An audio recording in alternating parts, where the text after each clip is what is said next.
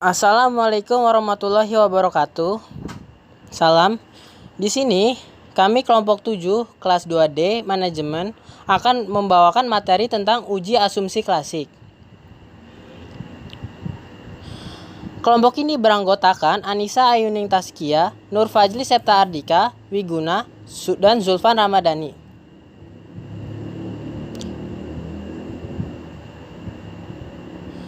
Pengertian uji asumsi klasik. Uji asumsi klasik adalah persyarat statistik yang harus dipenuhi pada analisis regresi linear berganda yang berbasis OLS. Jadi, analisis regresi yang tidak berdasarkan OLS tidak memerlukan persyaratan asumsi klasik, misalnya regresi logistik atau regresi ordinal.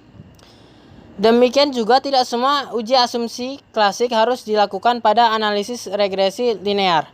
Misalnya uji multikolinearitas tidak dilakukan pada analisis regresi linear sederhana. Dan uji autokorelasi tidak perlu diterapkan pada data cross-seksional. Uji asumsi klasik juga tidak perlu dilakukan untuk analisis regresi linear yang bertujuan untuk menghitung nilai pada variabel tertentu.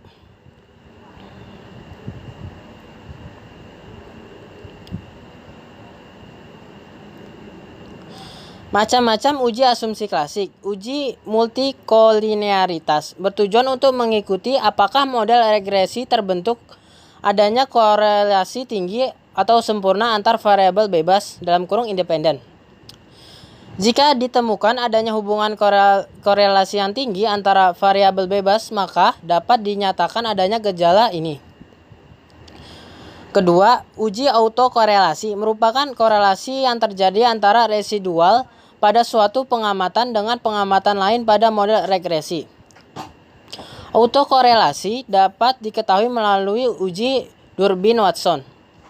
Adalah pengujian yang digunakan untuk menguji ada atau tidaknya korelasi serial dalam model regresi, atau untuk mengetahui apakah di dalam model yang digunakan terdapat autokorelasi di antara variabel-variabel yang diamati.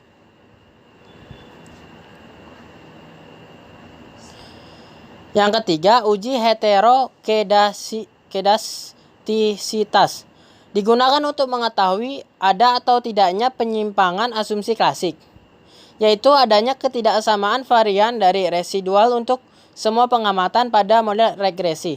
Prasyarat yang harus terpenuhi dalam model regresi adalah tidak adanya gejala ini.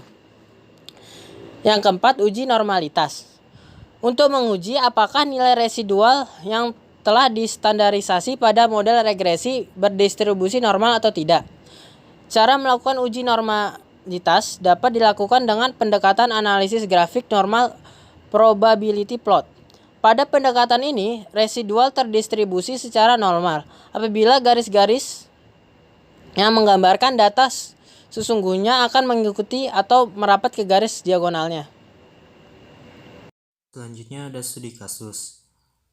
Yang pertama ada uji autokorelasi, yaitu hubungan yang terjadi di antara anggota-anggota dari serangkaian pengamat yang tersusun dalam rangkaian waktu atau rangkaian ruang. Metode yang digunakan adalah uji Briers-Godfrey. Adapun langkah-langkahnya, yang pertama, melakukan regresi dan estimasi dengan menggunakan model yang sedang diestimasi. Kemudian mendapatkan nilai residual.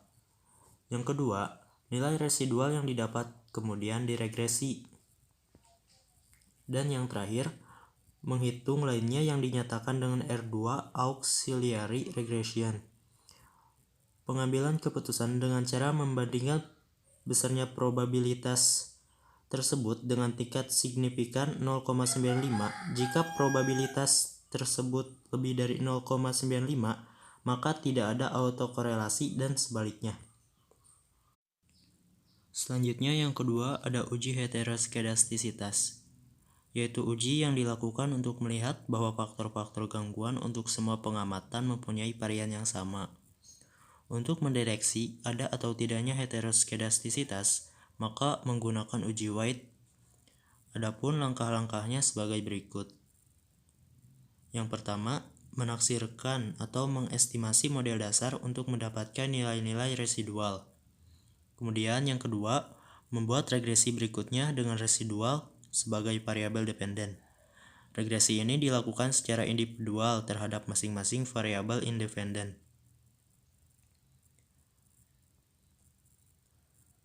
Langkah ketiga, menaksir persamaan apabila model linear adalah EI 2 sama dengan A ditambah A1 JUB ditambah A2 SBI ditambah A3 JUB2 ditambah A4 SBI2 ditambah A5 JUB titik SBI ditambah A6 JUB2 SBI2 ditambah VI dengan keterangan EI2 adalah nilai residual, JUB adalah jumlah uang beredar, SBI adalah tingkat suku bunga SBI.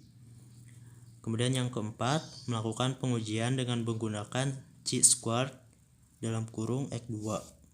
Menggunakan X2 tabel, yaitu X2 tabel 5%.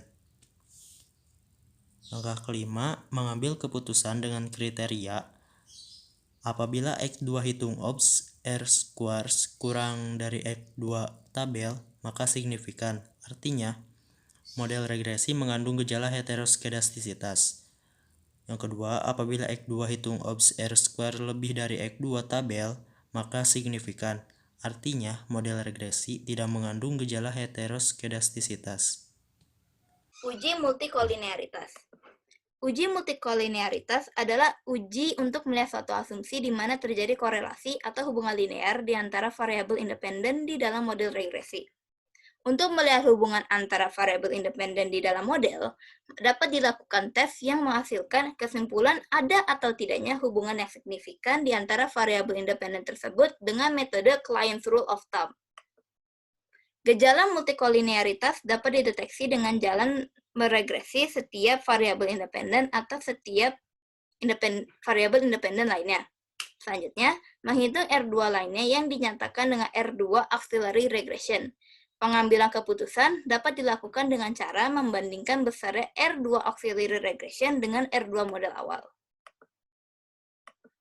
Klien menyatakan apabila R2 auxiliary regression lebih besar dibanding R2 model awal, maka derajat kolinearitas yang terjadi di antara variabel independen berada dalam derajat yang tinggi, yang mengidentifikasikan bahwa adanya multikolinearitas di antara variabel independen.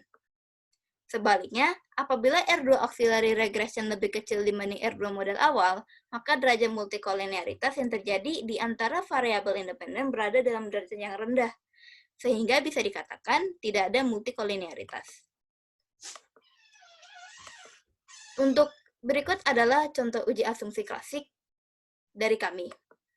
Diketahui data penjualan produk pada UMKM selama 32 hari adalah sebagai berikut.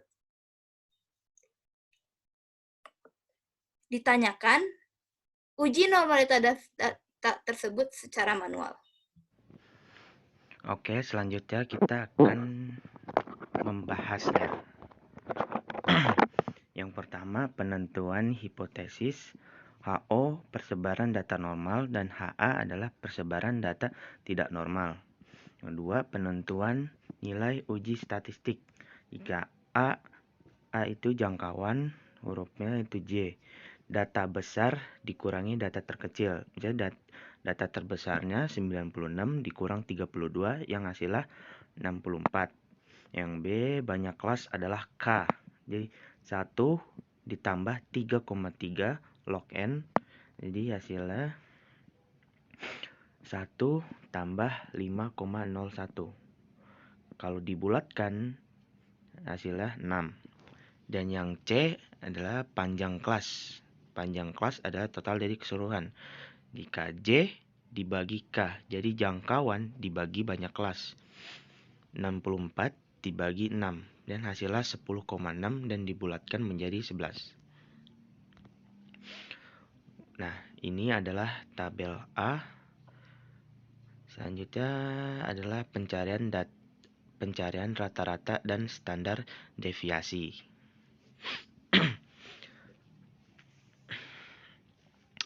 Jadi rata-ratanya itu jadi jumlah F1 dan X1 adalah 2024 dibagi jumlah dari F1 yaitu 33. Jadi hasilnya 61,33. Nah, itu adalah nilai rata-ratanya. Dan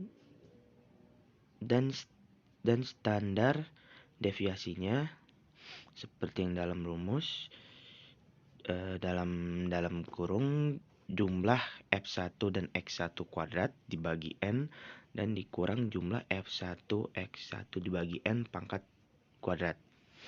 Jadi jumlah F1 X1 pangkat kuadrat adalah 132.836 dibagi 33 dan dikurangi 2024 dibagi 33 pangkat 2 dan hasilnya adalah 17,42. Dan langkah selanjutnya membuat tabel yang B. Nah, yang tabel B seperti ini. Caranya untuk mendapatkan nilai Z dari tabel di samping digunakan rumus Z sama dengan batas kelas dikurangi rata-rata dibagi standar deviasi. Kemudian lakukan pencarian nilai Z dari mulai baris pertama batas kelas 29,5 sampai 40,5 hingga terakhir yaitu 84,5 dikurang 95,9. Yang ketiga adalah penentuan taraf nyata A. Derajat kebebasan atau DK dengan rumus DK sama dengan banyak kelas dibagi 3 dan banyak kelasnya adalah 6 dibagi 3 dan hasilnya 3. Yang B taraf keberartian nyata. A sama dengan 0,01 atau A sama dengan 0,05. Jika kita ambil A sama dengan 0,01 karena data yang diperoleh memiliki keakuratan yang sangat tepat, maka X kuadrat tabel sama dengan X kuadrat kurang X kuadrat dalam kurung 1 kurang A tutup kurung sama dengan DK. Dan perhitungan seperti itu. Kemudian lihat pada tabel di bawah ini akan ditentukan 11,3 daftar C kuadrat. 11,3 berarti disitunya jadi DB-nya itu X kuadrat 0,99, DB-nya 3. Oke.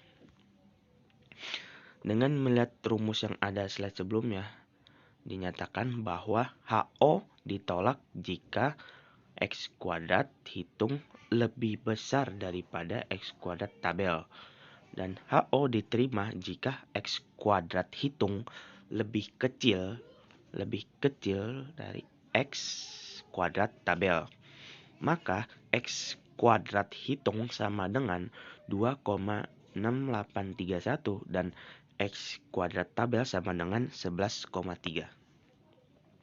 Sehingga diambil kesimpulan bahwa HO diterima yaitu persebaran data adalah normal menggunakan uji asumsi klasik dengan cara manual. Memang membutuhkan ketelitian, maka dari itu sekarang ini sudah banyak perangkat lunak yang diciptakan untuk membantu pengujian statistik semacam ini. Terima kasih.